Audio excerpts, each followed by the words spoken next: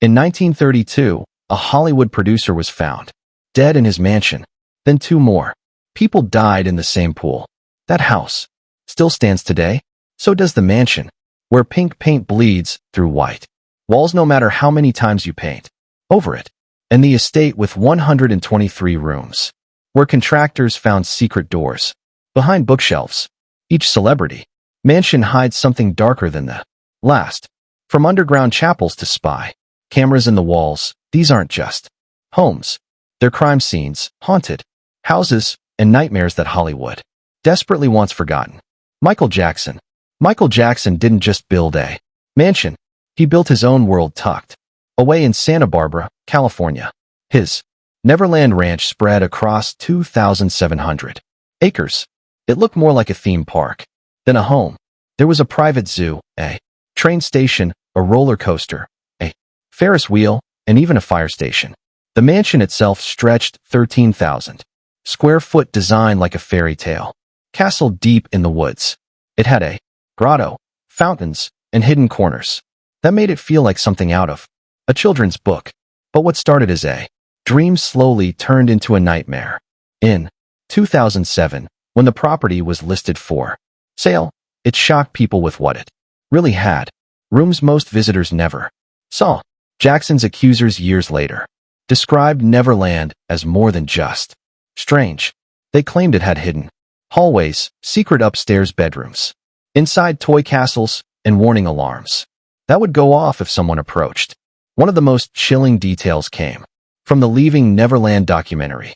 According to the men who once lived there as boys, the funhouse had dark secrets, alarm systems disguised as innocent gadgets, and secret places adults weren't supposed to find. Michael always denied the claims, but the damage was done. After his death in 2009, Neverland started to fall apart. The animals were taken away. The rides were removed. The castle stood quiet. The land went through bankruptcy, then resale, but even stripped down, Neverland didn't lose its haunting charm. Aaron Spelling. Aaron Spelling wasn't just a television producer. He was the man behind some of the biggest shows in Hollywood.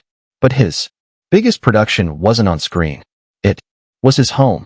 In the early 1990s, he built a mansion in Holmby Hills. So big, it made the White House look small. They called it the Manor.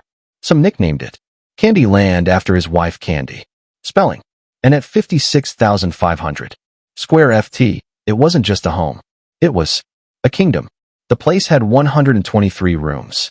The mansion took up nearly 5 acres and looked like it belonged in a fairy tale.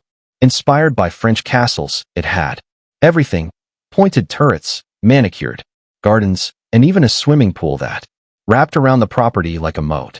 Inside, the main staircase was massive, built to impress from the very first step. But what really made the manor famous wasn't just the size.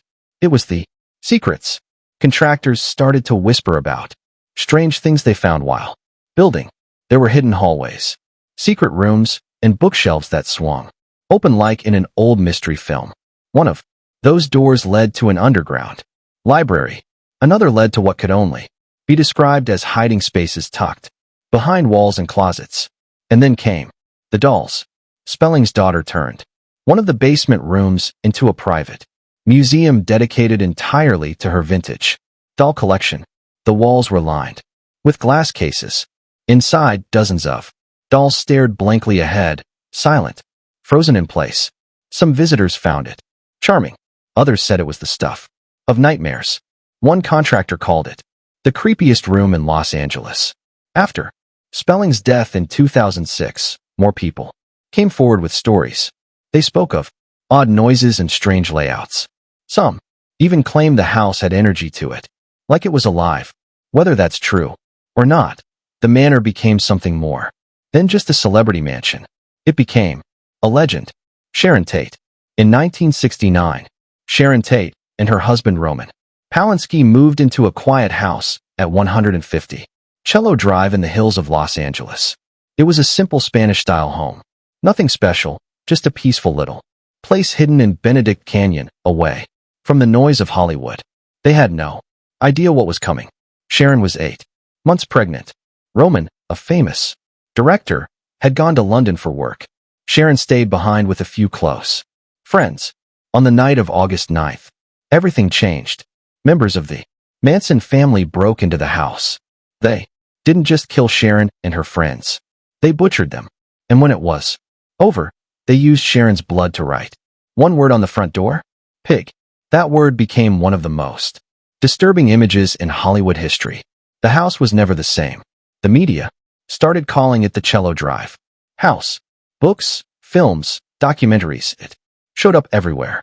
Not because it was grand or strange, but because of the nightmare that happened inside.